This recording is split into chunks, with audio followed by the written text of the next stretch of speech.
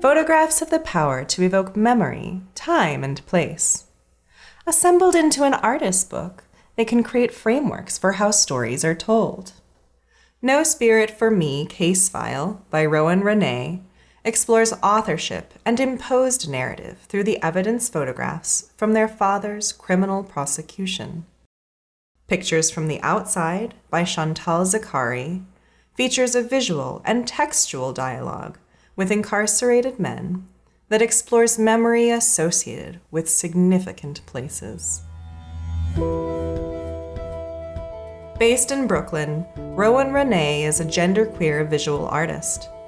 Their work addresses intergenerational trauma, gender-based violence, and the impact of the criminal legal system. Drawing on archival materials, they challenge official records to create nuanced narratives that acknowledge complicated and contradictory truths. No Spirit for Me Case File represents a collection of images appropriated from police evidence photographs of Renee's father's home. In the form of a legal accordion file, one side features olive branches, a symbol of peace, renewal, and reconciliation that also appears on the seal of the U.S. Department of Justice. The file notes the plaintiff, the defendant, and that the case was reopened for transformative action by Renee. The first pocket contains the colophon, a photo of Renee as a child with their cat and their father, and a piece of evidence. The reverse side of the photo introduces how Renee, as an adult, received the contents of their father's criminal case file. Due to the stigma surrounding the case, Renee previously knew little about it. As they researched the official records, they discovered a narrative steeped in bias, fear, and condemnation, not justice.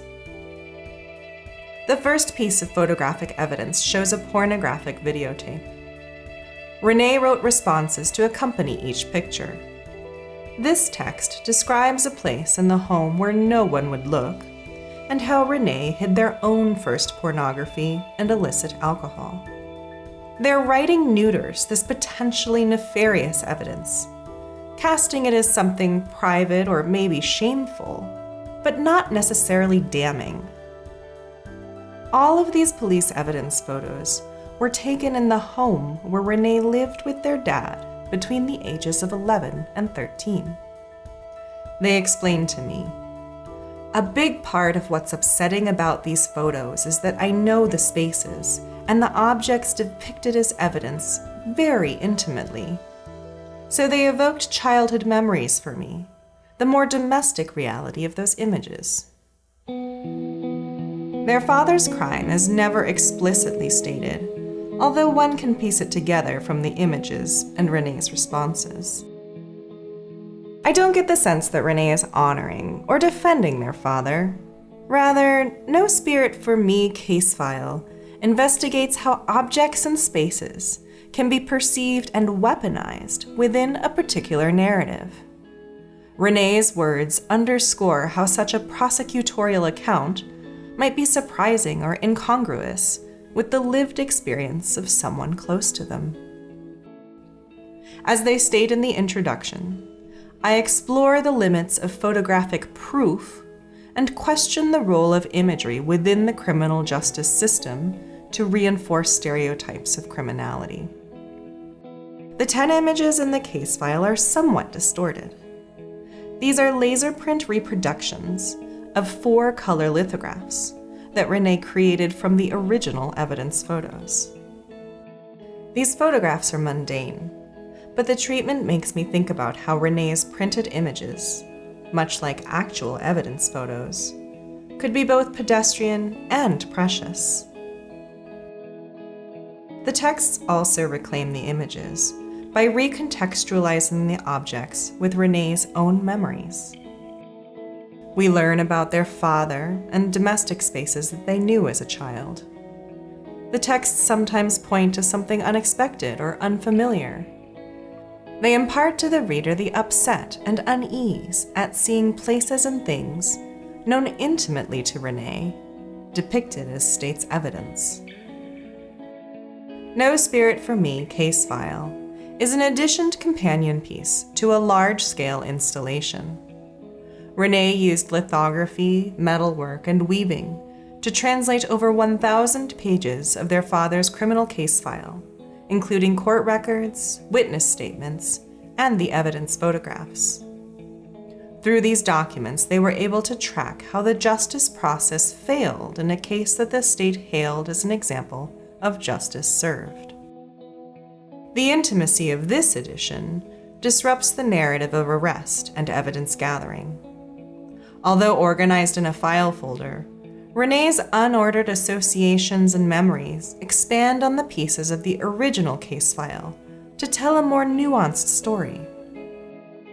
Reopening their father's case in No Spirit for Me case file, Renee asks difficult questions of the state's narrative, about authorship of images, and ultimately, if incarceration creates accountability and justice for violence.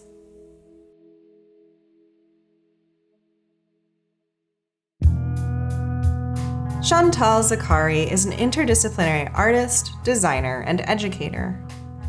Working across media, she regularly employs photography, performance, installation, and social interventions. Her work comments on contemporary social issues by connecting personal narratives with history and popular culture. Pictures from the Outside looks at memory, urban spaces, and the psychological effect place and architecture can have in shaping our lives.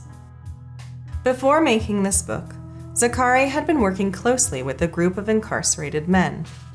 She offered to photograph a place that held significance for them. Aside from a few parameters, such as locations within a 2 or 3 hour drive, they could choose any place. Zakari describes this as a design assignment and a memory exercise. She collected specific instructions from each participant on how to make the picture. Some drew a map or sketched how to frame the photograph. Each section of Pictures from the Outside is distinguished with the participants' initials. Zakari presents layers of documentation, including the participants' handwritten instructions, written responses to the photographs, notations on the black and white laser-printed proof sheets, and the final color images Zakari printed and presented to each participant. Zakari includes these steps of the process in different layouts and sequences, depending on individual details and the story of each final photograph. KW asked for older pictures of the projects where he grew up. Over 14 pages, we are offered insight into what he remembers about the town and his relationship to the gang culture, and how he responds to images of these sites as they exist now. These places could be in any number of towns, but their meaning and familiarity to these men is palpable. I was struck by how KW sees the movement of daily life in these images that are largely devoid of people. JS's map and instructions are detailed and clear. But as Zakari notes in the italicized text on the next page, she can't capture in one photograph the whole scene that he described. Opening the gatefold to reveal this assembled panorama, I think about how our memories contain more than a camera lens can capture. Not all of the written responses recall memories from their youth. Photos of a particular street corner, high school, and courthouse surround AI's fantasy text about a judgment day that draws heavily on Greek mythology. All of the texts elicited from these images, whether based in fiction or in memory, are deeply moving. Pictures from the Outside is concentrated around place. Zakari intentionally avoided including people in her photographs. This project, however, is bursting with humanity. These locations might appear mundane at first, but each holds significant stories of happiness or sadness, of periods when lives were rooted, or moments when trajectories were altered. NM's first photo request is based in a deeply embedded sense of home and belonging. His responses capture the memory and his reactions to a place that is inaccessible to him now. He is proud to see the intersectional support distinctly displayed by the pizza parlor where he was a welcomed regular. His other request, for a photo of the night sky, emphasizes the physical reality of the present for these men. The night sky, a regular occurrence in our lives, exists in memory to these incarcerated men. Zakari explained the significance of photography in pictures from the outside. To her, a picture is a very ephemeral object. She said, photography becomes the physical manifestation of that image in one moment in time. They have the image in their mind that was from years ago. So what I'm bringing to them is the moment now. Some of them will come out 10 years from now and it will already be changed. A photograph is a way of carrying that moment. Indeed, many of these locations have changed significantly since these men last saw them. M.O. was released from prison after Zakari initially photographed these steps. She met him there after his release. His is the only portrait in the book. He describes the lasting impacts of his childhood and time in prison. He also reflects on how he previously believed environment influenced the decisions that led him to committing crimes, and what this visibly gentrifying neighborhood means for the children who live there now.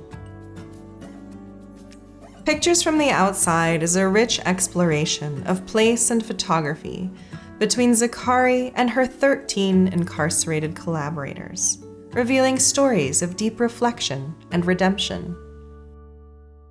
No Spirit for Me, Case File, explores similar ideas through Renee's deep dive into their father's criminal prosecution. Both books present ways that photography can be used to elicit, create, and reclaim important narratives toward healing.